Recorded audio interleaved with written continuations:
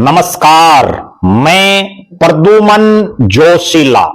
2024 के अक्टूबर महीने में हुए चुनावों में कांग्रेस पार्टी की तीसरी लगातार हार के बाद बहुत से कांग्रेसी अपने घरों में बैठ गए थे।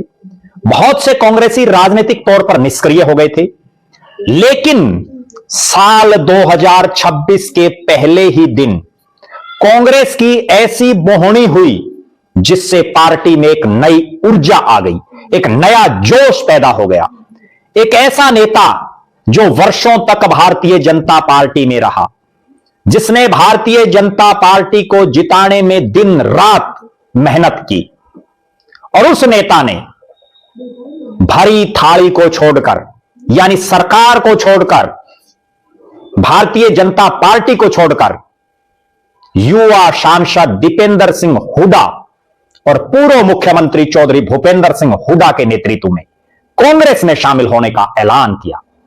एक ऐसा इलाका हरियाणा का जहां कांग्रेस बहुत मजबूत हालात में नहीं है।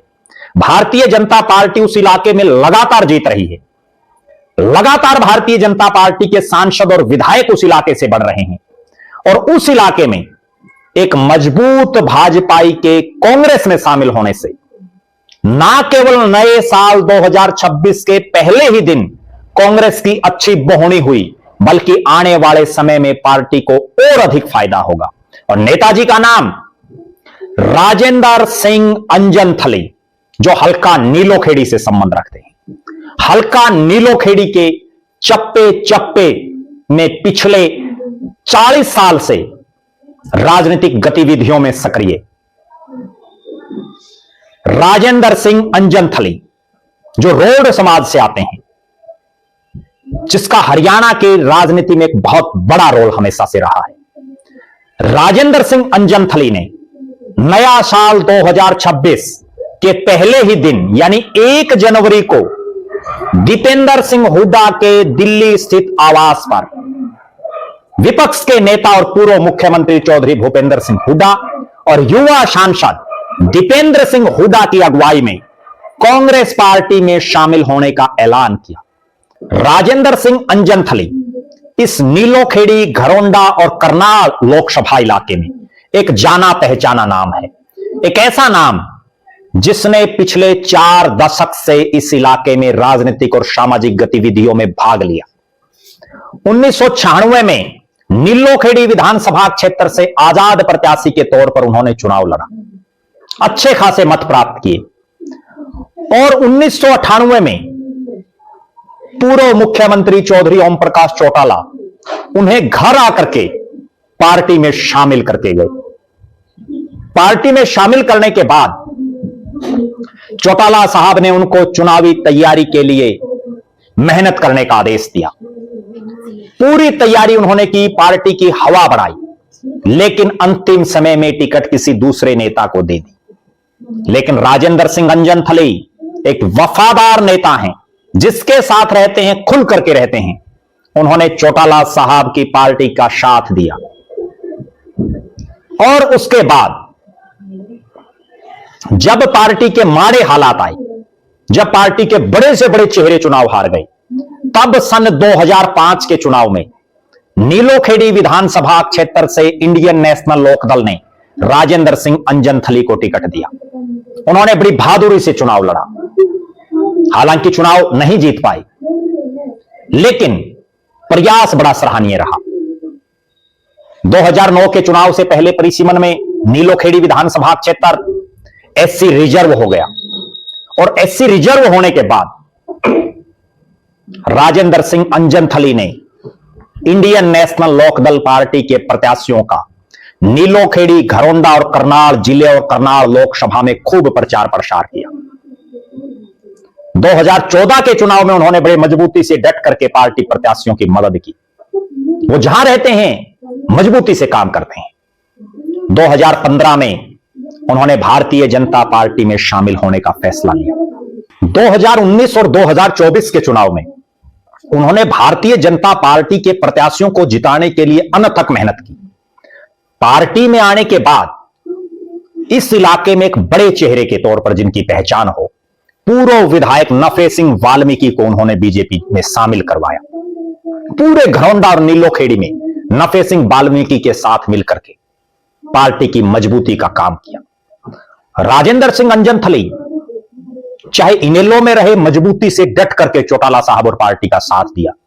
बीजेपी में आए तो डट करके मनोहर लाल खट्टर हों या नायब सैनी हों या भाजपा के अन्य प्रत्याशी हों, दिल ठोक के उन्होंने मदद की।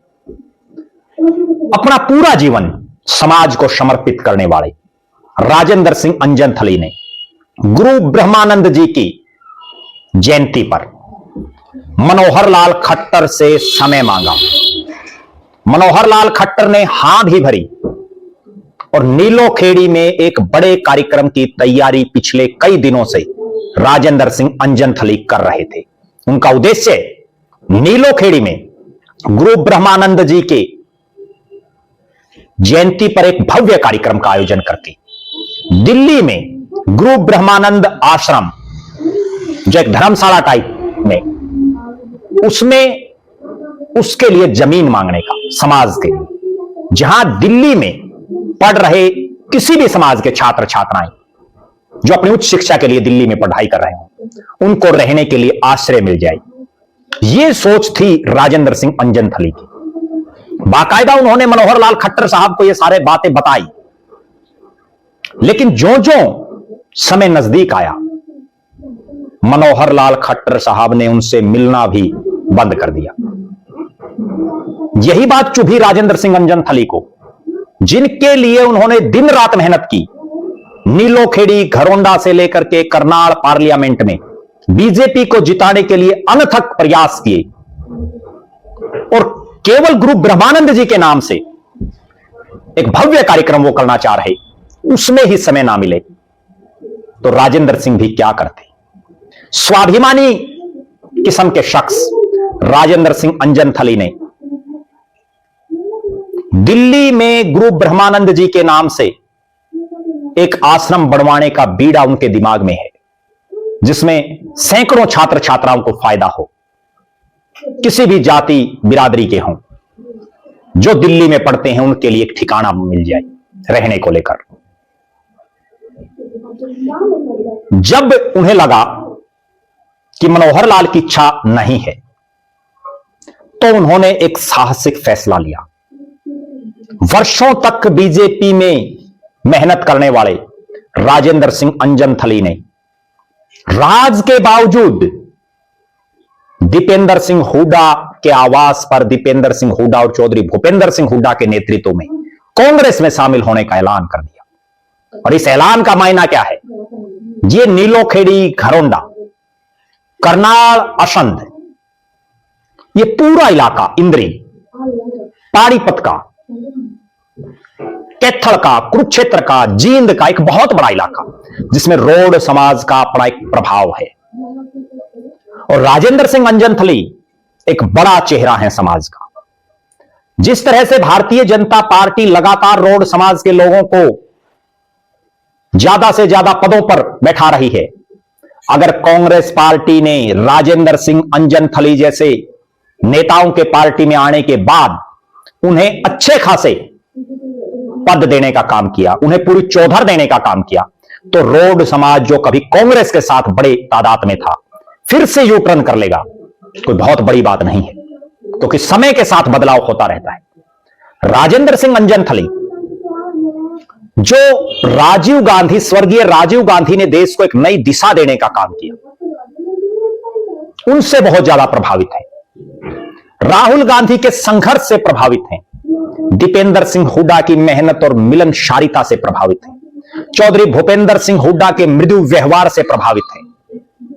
और राजेंद्र सिंह अंजनथली, ना केवल उनके आने से इस नीलोखेड़ी और घरौंडा में कांग्रेस को फायदा होगा, बल्कि एक अच्छी बोहनी होने का प्रमाण यह है कि 1 जनवरी के बाद लगातार कांग्रेस पार्टी के नेताओं और कार्यकर्ताओं में एक अलग ही ऊर्जा दिखाई दे रही है। राजेंद्र सिंह अंजनथली, जिन्होंने अपना पूरा जीवन समाज को समर्पित कर रखा है, जो लगातार सामाजिक और राजनीतिक गतिविधियों में बड़े सक्रिय दिखाई देते हैं, उनके कांग्रेस पार्टी में आने से 2026 में ही कांग्रेस को एक नई मजबूती मिलने की बड़ी उम्मीदें हैं। आप दर्शक राजेंद्र सिंह अंजनथली के बारे में क्या मानते हैं? अपनी बेबाक राय जरूर रखें। नए साल पर कांग्रेस की जो जबरदस्त बोहनी हुई है उसको लेकर के आपका क्या मानना है, और दीपेंद्र सिंह हुड्डा जिस तरह से मेहनत कर रहे हैं उससे आप भविष्य में कांग्रेस का क्या देखते हैं? अपनी बेबाक राय जरूर रखें। बहुत बहुत धन्यवाद। आपका अपना प्रद्युमन जोशीला।